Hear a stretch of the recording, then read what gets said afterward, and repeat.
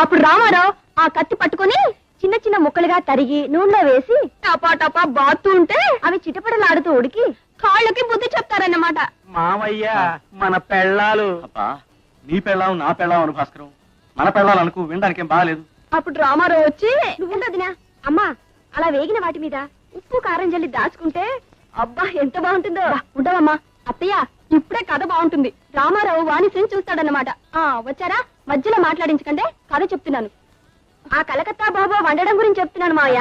నా టూరింగ్ టాకీసా?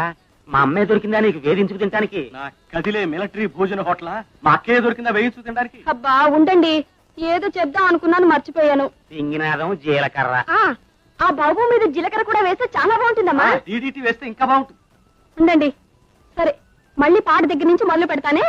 కసిగా ఉంది, కసిగా ఉంది, కలవక కలవక కలిపినందుకు